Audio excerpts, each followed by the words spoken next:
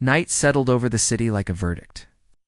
On a cold stretch of sidewalk, he sat with his back against a brick wall, shoulders hunched, hands wrapped around a cracked plastic bowl that should have been heavy by now. Wasn't. It was empty. All day he had watched shoes pass by, polished leather, worn sneakers, hurried steps that never slowed. Not one of them stopped long enough to see him as human. Sirens wailed somewhere in the distance, sharp and uncaring. Neon signs flickered above his head, advertising comfort, food, and warmth to everyone except him. Hunger clawed at his stomach. Dull at first, then sharp, then humiliating. He shook the bowl once more, the hollow sound echoing louder than he intended. A few heads turned. No one stayed. This wasn't just poverty. It was invisibility. The kind that convinces you that you don't exist in the same economy as everyone else. People scrolled on glowing phones, swiped credit cards, complained about prices rising, wondered what it must feel like to worry about money instead of simply surviving without it. Earlier that morning, he had told himself today would be different. He always did. Maybe someone generous would pass by. Maybe luck would finally show mercy. But luck didn't come. It never did. As the light faded, the truth settled in with the cold. He had no savings, no safety net, no leverage. Just an empty bowl and another night to endure. A man in a suit walked past, phone pressed to his ear, arguing about a deal worth more than this sidewalk, more than this entire block. The beggar watched him disappear into a waiting car, heat and certainty sealed behind tinted glass. The contrast burned more than hunger. He lowered the bowl to the ground and stared at it, as if answers might appear at the bottom. How does a life collapse this completely? How does a person fall so far that even hope feels expensive? The city kept moving, indifferent to his stillness. Traffic lights changed, shops closed, laughter spilled from doorways. Sound reminded him that the world rewarded motion, not waiting. Sitting there, he understood something terrifying.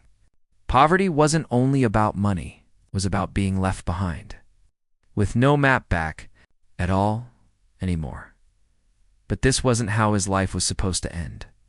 There was a time when no one would have guessed this is where his life would lead. Before the sidewalks and the empty bowl, he had been invisible in a different way. Just another working man blending into the background of a crowded city. He woke up early, showed up on time, and did what was asked of him. Nothing glamorous, nothing dramatic, just honest labor, traded for a modest paycheck that felt reliable enough to stop asking hard questions.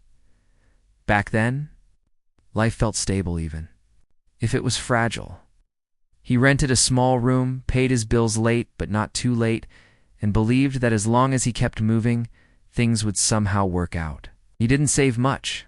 There never seemed to be enough left over. Emergencies were problems. For the future, and the future always felt far away. Money came in. Money went out. That was the extent of the plan. He had dreams. They were quiet ones. Dignity, security, the ability to say no to exhaustion. He wanted to stop counting every dollar at the grocery store, to sleep without worrying about rent. He told himself that once he earned a little more, everything would fall into place. That was the promise he lived by. Earn more later. Fix it later.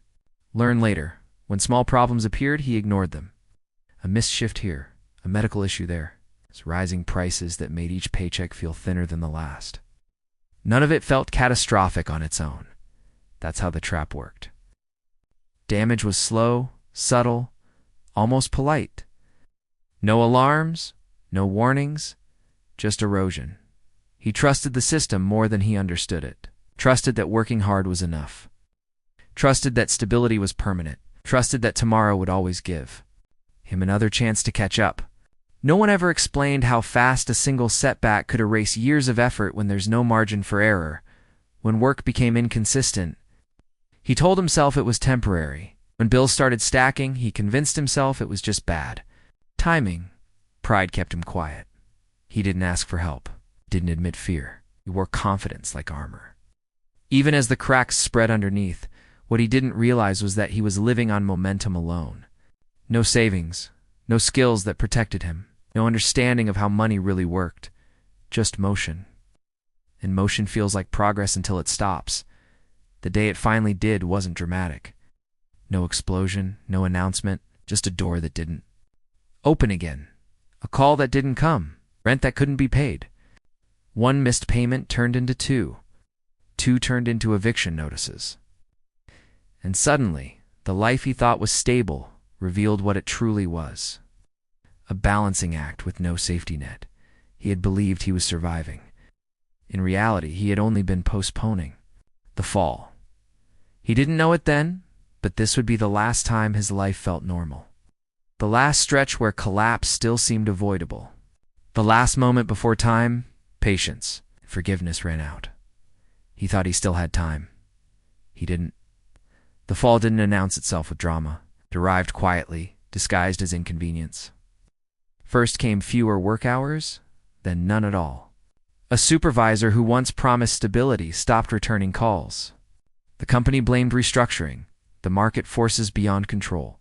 To the system, he was a line item. To himself, he was suddenly expendable. Bills didn't care about explanations. Rent came due whether income existed or not. He counted the cash he had left again and again, hoping the numbers might change if he stared long enough. They didn't. When the eviction notice arrived, it was thin, impersonal, and devastating. A single sheet of paper ended a chapter of his life that had taken years to build. He tried to recover. Temporary work. Odd jobs. Anything that paid immediately. But desperation attracts bad deals. Long hours for low pay. Promises that evaporated. At sunset, each day he worked harder for less, sinking deeper while believing effort alone would save him. It never did. Medical bills followed. A minor issue that should have been manageable became catastrophic without insurance. Fees stacked. Late charges multiplied. Every delay punished him further. Debt grew silently, compounding faster than he could react. He didn't understand interest, penalties, or how quickly obligation turns into imprisonment when income disappears. The final night indoors was quiet. It was quiet. He packed what he could carry. Clothes, papers, memories reduced to what fit in a worn bag. There was no anger left, only disbelief. How could everything vanish this fast? How could years of work collapse in weeks? Shelters were full, friends were uncomfortable, family was distant or exhausted by their own struggles. Each closed door reinforced the same message. He was on his own now. The system had moved on. The streets didn't feel real at first. He told himself it was temporary, just a few nights. Just until something came through. But days turned into weeks, and weeks stripped away illusion. Hunger sharpened his thoughts. Shame rewired his identity. He stopped seeing himself as someone down on his luck and started seeing himself as the luckless money. Once something he earned and spent without thought became mythical. Coins were victories. A dollar felt like relief and humiliation at the same time. He watched others complain about expenses he could no longer imagine affording. The gap between him and the world widened every day. Pride eroded quickly. Survival demanded obedience. Waiting. Asking. Accepting rejection with a nod. Each refusal carved away another layer of dignity. Poverty wasn't just financial. It was psychological warfare. It taught him to expect nothing and be grateful for scraps. What hurt most wasn't losing money. It was losing agency. Decisions were no longer choices but reactions. He wasn't building anything. He was enduring. And endurance has an expiration date at night. Lying awake on concrete or crowded floors, he replayed every moment that led here. The warnings he ignored. The money he never saved. Skills he never learned. He saw the pattern clearly now, too late to stop it. The collapse had finished its work. Not just bankrupting his wallet, but breaking his belief that effort alone guaranteed survival. But losing money was only the beginning of what he would lose. The streets strip away time. Days blur together when survival becomes the only objective. Morning is hunger, afternoon is waiting, night is fear disguised as silence. Learn quickly that poverty is not just the absence of money, but the presence of constant humiliation. Every glance felt like judgment. Every ignored plea felt like confirmation that he had fallen beneath notice. Hunger rewired his thoughts. It shortened his patience and narrowed his world. Long-term plans stopped existing. Tomorrow was too far away to matter. All that mattered was whether he would eat, whether the cold would break him, whether sleep would come before exhaustion collapsed him where he stood. The human brain was not built for this kind of pressure. And slowly, he felt himself changing. Rejection became routine. Some people walked faster when they saw him. Others pretended he wasn't there at all. A few offered coins with eyes full of pity, which somehow hurt more than indifference. Each interaction reinforced the same message. You are not part of this economy anymore. You are a problem to be avoided. Shame became heavier than hunger. Avoided mirrors because he no longer recognized the man staring back. Clothes worn thin, eyes dulled by waiting, posture shaped by apology.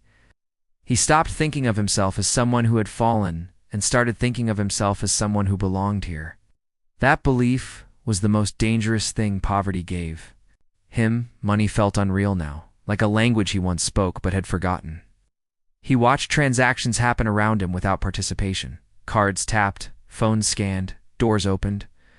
Everything required access he no longer had. The system ran smoothly without him. That realization hollowed something deep inside. Nights were the worst. Lying awake, he listened to the city breathe. Laughter from restaurants, music through thin walls, lives continuing without interruption. He replayed every decision that brought him here, searching for a moment where he could have chosen differently. The weight of regret was relentless. Not dramatic, not explosive, just constant. He tried to imagine escape, but imagination requires energy, and energy requires hope. Both were running out. The longer he stayed here, the more normal it felt. That was the trap. Poverty teaches acceptance. It trains you to shrink your expectations until suffering feels inevitable. There were moments he considered giving up entirely. Not in a dramatic sense, just stopping, sitting still, letting the world move without him. The thought scared him because it felt reasonable. That was how low he had fallen. Survival no longer felt like progress, felt like postponement. What terrified him most was how quiet his mind had become. No ambition, no anger, just endurance. He understood now how people disappear without anyone noticing, not because they die, but because they stop fighting to be seen. Then came the realization that cut deeper than hunger or shame. This wasn't just happening to him, this was happening through him. His circumstances were brutal, but his mindset had surrendered. Somewhere along the way, he had accepted that this was all he deserved. That belief was poison. He saw it clearly. One night, as he watched another man on the street, older, quieter, completely resigned. The man didn't ask for money. He didn't look up. He'd stopped expecting anything at all. And in that moment, a terrifying thought surfaced. This could be permanent. Not because the world wouldn't change, but because he wouldn't. Because once a person accepts poverty as identity instead of condition, escape becomes impossible. The system didn't need to keep him here. His mind already had. That was the lowest point, not the hunger, not the cold, but the realization that fear and helplessness had taken control of his thinking, that he had outsourced responsibility for his life to chance, to sympathy, to whatever scraps the world decided to offer. And in that clarity, something cracked. Not hope, not optimism. Anger, a quiet, controlled anger at himself for giving up the only thing no one could take from him, the ability to choose differently, the ability to act, the ability to change until one small moment shattered everything he believed about himself. The moment didn't arrive with fireworks or applause. It came quietly, almost insultingly small. He was standing outside a closed storefront, watching. A man unlocked the door from the inside. The man wasn't wealthy. His clothes were plain, his movements tired, but there was something unmistakable about him. Purpose. He didn't wait. He didn't ask. He acted. The door opened because he had the authority to open it, for reasons he couldn't immediately explain. That image stayed with him. Later that day, someone dropped a few coins into his bowl. Not much, barely enough for food. For the first time, he didn't feel grateful. He felt angry. Not at the person, but at the transaction itself. The exchange was finished the moment the coins landed. Nothing had changed. Tomorrow would look exactly the same. That's when the thought hit him with uncomfortable clarity. Nothing changes if nothing changes. It was a simple idea, almost obvious. But it landed differently now. He realized he had been waiting for generosity. For luck, waiting for the system to notice him. Waiting had become his strategy. And waiting was killing him. That night, instead of collapsing into sleep, he watched. He watched how money moved. Who earned it? Who didn't? He noticed patterns he had ignored. Before, the same people left the same shops every night. The same deliveries arrived at the same time. The city ran on routines, not miracles. And routines rewarded people who participated, not those who waited on the sidelines. The next morning, he made a decision that felt almost reckless. He didn't sit down with his bowl. He walked it first. It was aimless, then intentional. He offered to sweep storefronts, to carry boxes, to clean back alleys. Most people said no. Some ignored him. A few laughed. Rejection stung, but something was different now. Each refusal wasn't proof of worthlessness. It was data, feedback. Information. Eventually, someone said yes. The pay was small, cash in hand. No contract, no guarantees. But it wasn't charity. It was earned. The weight of those first dollars felt heavier than any coin dropped into a bowl. They represented effort, not pity. Control, not dependence. That night, he didn't spend all of it. That decision surprised even him. For months, survival had meant consuming everything immediately. Now he held on to a portion just in case. It wasn't strategy yet. It was instinct waking up. He began to understand something fundamental. Poverty had trained him to think in hours. Freedom required thinking in days, then weeks, then longer. The shift was uncomfortable. Delayed gratification felt unnatural. But so did growth. He started asking different questions. Not who will help me, but what problem can I solve? Why is this happening to me? But what can I do next? Responsibility stopped feeling like blame and started feeling like leverage. Information became fuel. He listened, observed, learned. He noticed that the people who survived setbacks weren't smarter or luckier. They were prepared. They had skills. They had systems. Most importantly, they believed their actions mattered. For the first time in a long time, he believed that too. The city didn't change. The system didn't soften. But his position within it did. Each small action created momentum. Each earned dollar rewired his identity. He was no longer just someone things happened to, someone who caused outcomes. The fear didn't disappear. It transformed. Fear became focus. Hunger became urgency. Shame became discipline. He stopped romanticizing escape and started building it piece by piece, with choices no one applauded and effort no one documented. This wasn't redemption. Not yet. It was alignment. His thoughts finally matched the direction he wanted his life to move. And that alignment was dangerous. Because once a person understands that mindset precedes money, waiting becomes impossible. He wasn't free. He wasn't safe. He wasn't even stable. But he was moving then. For the first time in years, he took action. Momentum doesn't announce itself. It builds quietly, hidden beneath repetition and fatigue. Days turned into weeks, and the work kept coming.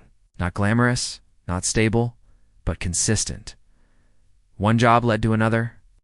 One small task revealed another problem that needed solving. He learned quickly that value wasn't about titles or credentials. It was about reliability, showing up, finishing what others avoided. People started recognizing him, and not by name, but by presence. The guy who cleans fast, the guy who doesn't complain, the guy who comes back the next day. In an economy obsessed with speed and shortcuts, consistency became his unfair advantage. It separated him from desperation without requiring permission from anyone. Money began to behave differently.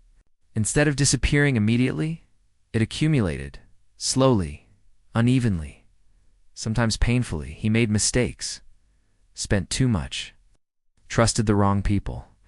But now, mistakes were lessons, not verdicts. Each error sharpened his judgment. Each loss strengthened his discipline.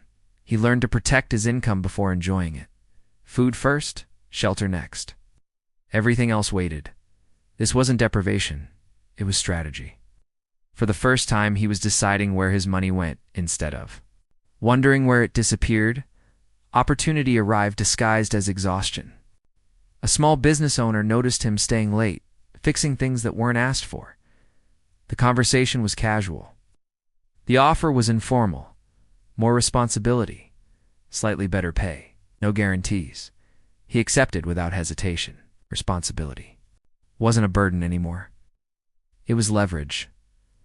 With responsibility came trust. With trust came access. He saw how the business operated, where money was wasted, where time was lost. Where customers were ignored, he didn't criticize. He absorbed. Observed how systems created profit and how neglect destroyed it. The invisible rules of money started making sense. His confidence grew, not from motivational thoughts, but from proof he could survive without begging, then without borrowing, then without fear. Each milestone rewired his sense of self. Poverty had taught him he was replaceable. Progress taught him he was useful. The rise wasn't smooth. There were setbacks. Days when income vanished. Weeks when progress stalled. But panic no longer controlled his decisions. He understood volatility now. Income wasn't supposed to be stable at the bottom. Stability was built, not granted. He diversified his efforts. Multiple small streams instead of one fragile source. Cleaning, deliveries.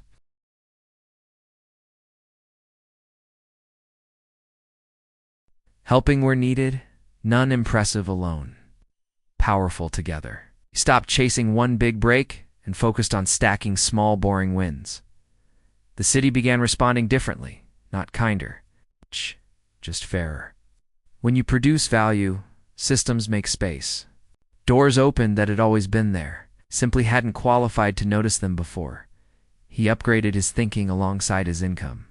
Short-term pleasure lost its grip. Long-term freedom gained clarity. He started planning weeks ahead, then months. The idea of a future stopped feeling arrogant and started feeling responsible. What surprised him most wasn't the money. It was the respect. People listened when he spoke. They relied on him. They paid on time, not because he demanded it, but because he earned it. Dignity returned quietly, without ceremony. He realized then that wealth wasn't the opposite of poverty. Control was.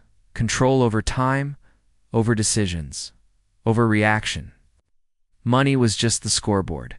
His circumstances no longer defined him. His habits did. The rise didn't make him special. It made him disciplined. And discipline compounded faster than luck ever could. But just as stability began to feel real, he discovered the most dangerous misconception of all. Money was never the finish line.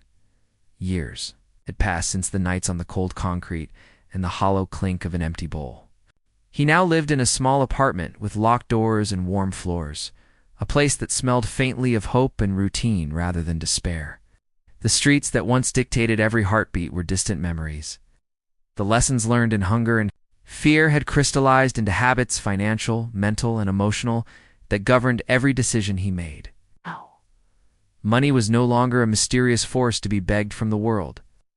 It was a tool wielded with intention. The transformation wasn't just about wealth. It was about identity. He could now make decisions without panic, calculate risks without desperation, and evaluate opportunities without the blind weight of shame. Emergency funds, disciplined, saving, and methodical planning had replaced uncertainty. Every dollar earned became a marker of control, not survival. Income, once chaotic, was now structured, predictable, and sufficient. That stability brought freedom, the freedom to plan, to invest, to breathe without counting hours and calories alike. His relationships evolved too. Shame no longer isolated him. It educated him, shared his journey with others, not to boast, but to guide. Friends and family began to seek his advice, recognizing someone who had clawed back dignity from the brink. Social validation, once irrelevant, now reflected the universal truth he had lived. Discipline, knowledge, and action create measurable outcomes. People admired not only his recovery, but the systems he had built for life beyond survival. Financial literacy had become armor against the unpredictability of the world. He could navigate setbacks with strategy instead of panic. Investments, budgeting, and understanding cash flow became second nature. Wealth was no longer the endpoint.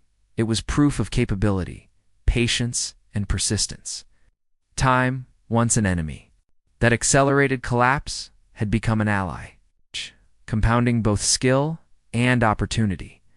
The true victory, however, was internal. He understood how easily ignorance and fear could erode stability. He had learned that money alone does not save. Mindset does. The habits forged in hardship now governed him as much as any bank balance. The streets had taught him survival. Discipline had taught him mastery. Freedom manifested in choices.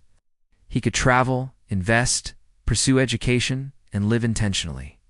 Life was no longer dictated by scarcity, but enabled by foresight. Yet he never forgot the lessons of hunger, rejection, and invisibility. They had shaped not only his strategy, but his empathy, his patience, and his resilience. Looking back, he realized the collapse, the lowest points, and the struggles were all necessary. They had forged clarity, discipline, and perspective. Money was no longer the story, it was the byproduct of his transformation, and that's when he understood the truth. What his journey proved was simple, yet profoundly difficult to live. Mindset shapes destiny. Money is neither good nor evil. It is indifferent. It responds only to decisions, discipline, and knowledge. Hunger, fear, and poverty had been teachers he didn't choose, but the lessons were universal. The difference between collapse and control isn't luck, it's the willingness to act, to learn, and to persist. Budgeting isn't a restriction, it's freedom. Tracking every dollar, understanding where it goes, and planning for emergencies transforms panic into confidence. Debt isn't just numbers, it's postponed choices. The moment he learned to control it, instead of being controlled, he regained agency over his life. Small, consistent savings are more powerful than one-time windfalls, because they create stability and opportunity in a world that rarely offers either freely, and investing isn't a luxury. It's a necessity. Knowledge of risk, time, and compounding allows ordinary effort to yield extraordinary results. But none of these tools would matter without mindset. Discipline turns survival into progress. Patience turned small gains into lasting change. Self-awareness turned humiliation into strategy. He had learned to see money not as an end, but as a mirror of action and responsibility. Each choice reflected his priorities and his ability to endure, adapt, and grow. For anyone watching, the message is clear. Waiting for luck, relying on charity, or hoping circumstances will improve is a slow surrender. Change begins within, a shift from reactive to proactive, from fear to calculated action, is the first real investment. The rest savings income. Freedom follows naturally. The beggar who once stared into an empty bowl is no longer defined by scarcity. He is defined by his choices, his discipline, and the mindset that refused to remain broken. That same power exists for everyone willing to face the truth. The mind is the most valuable currency you will ever possess. Take control, build your foundation, understand the rules, apply them consistently. And remember, no system, no setback, and no failure can keep you down once your mindset is shifted. Your financial life is waiting. Will you choose to change it?